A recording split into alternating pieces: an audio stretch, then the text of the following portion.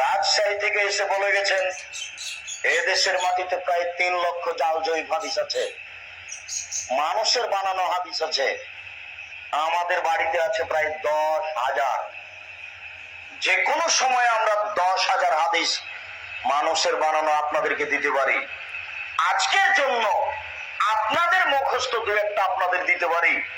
অনেকদিন আগে যারা ম্যাট্রিক পরীক্ষা দিয়েছিলেন তারা কয়েকটা হাদিস মুখস্থ করেছিলেন। তার একটা হচ্ছে হুব্বুল ওয়াতান মিনাল ঈমান, দেশকে ভালোবাসা ঈমানের অঙ্গ। এটা হাদিস নয়, এটা মিথ্যা কথা। ঢাকা বোর্ডকে তওবা করে আল্লাহর কাছে ক্ষমা চাইতে হবে। আপনার হেডমাস্টারকে, সমস্ত মাস্টারকে তওবা করতে হবে যেটা ভুল হয়েছে।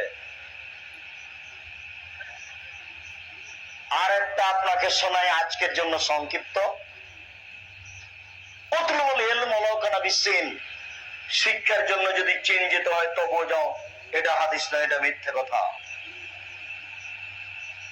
প্রায় 10,000 মিথ্যে হাদিস আমাদের বাড়িতে আছে, তার থেকে 2টা আপনাদেরকে দিলাম।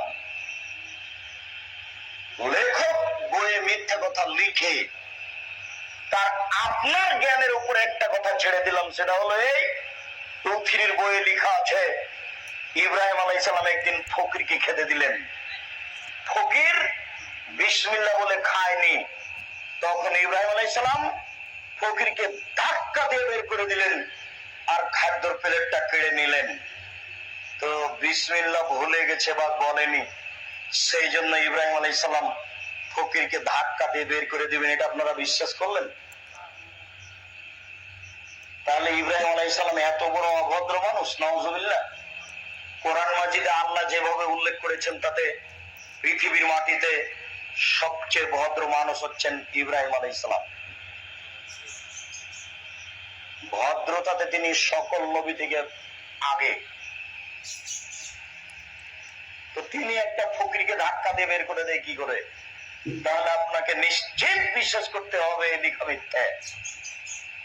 আপনার বাড়িতে আছে বিষাদ সিন্ধু, নাম শুনেন না? বিষাদ সিন্ধু, মোশাররফ সাহেবের বিষাদ সিন্ধুর শতকরা 90% কথাই মিথ্যে, 10% কোনো ভিত্তি থাকতে পারে।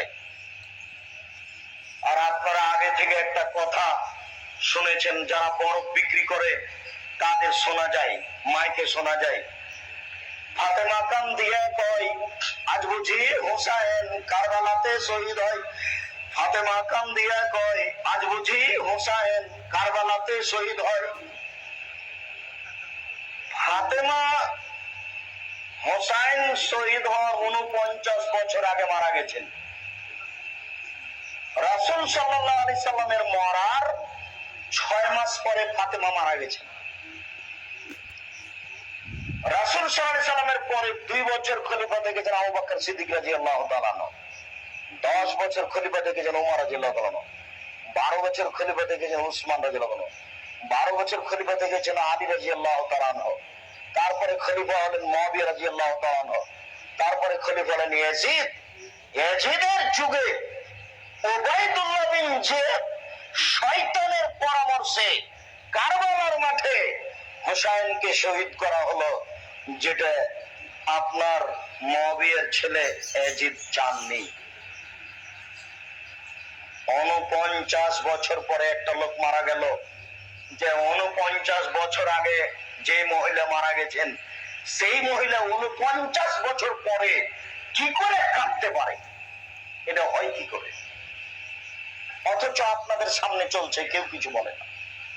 ঠিক এইসব ধর্ম ওই পুঁথির গানের মতো। পুঁথির গান, আমরা চাঁপাইনবাবগঞ্জের মানুষ, আমাদের দিকে ওই ভাদ্র মাসের ধান কেটে নিয়ে খড়গুলি জমা করে মানুষেরা বসে মিথ্যা পুঁথির গান পড়তো। কি 6 মাসের রাস্তা মর্দ 6 দিনে গেল, ঘোড়ায় চড়িয়া মর্দ হাঁটিয়া চলিল।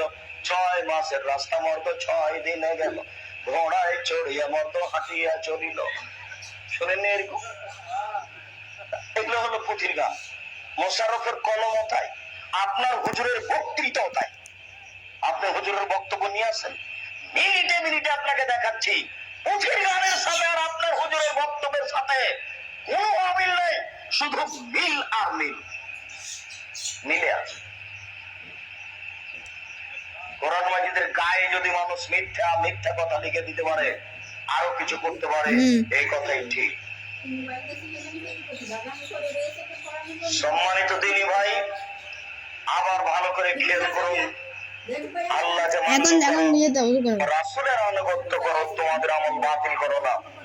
অন্তত আজ থেকে একটা কথা মনে রাখেন, যেটুকু ইবাদত করছেন সেইটুকু যদি রাসূলের আনুগত্যে না আসে তাহলে তা বাতিল হবে।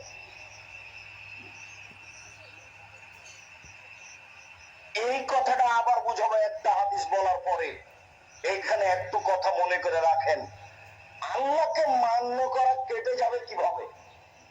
আল্লাহকে মান্য করাটা কিভাবে কেটে যায়? শিরক করলে। আল্লাহকে মান্য করা কিভাবে কাটে বলেন তো? শিরক করলে।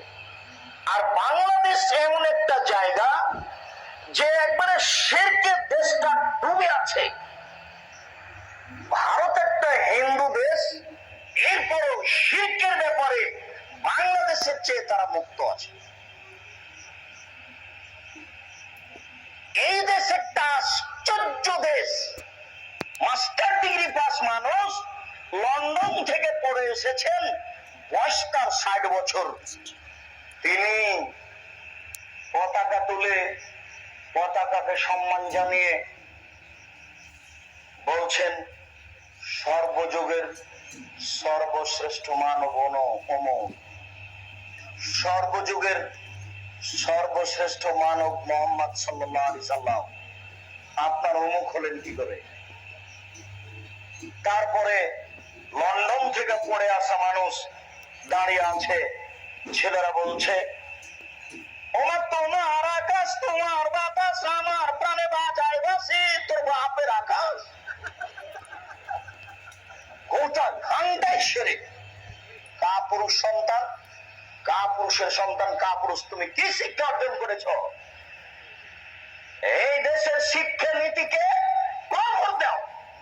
বাপের বেটা হে জন্ম নাও, দেশে উচ্চ শিক্ষা অর্জন করো। এইসব বই পুস্তককে টয়লেট হিসাবে ব্যবহার, টয়লেট পেপার হিসাবে ব্যবহার করো। মুসলমানের বাচ্চা হয়ে উন্নত মানের শিক্ষা দাও জাতিকে, উন্নত মানের বই পুস্তক বের করো।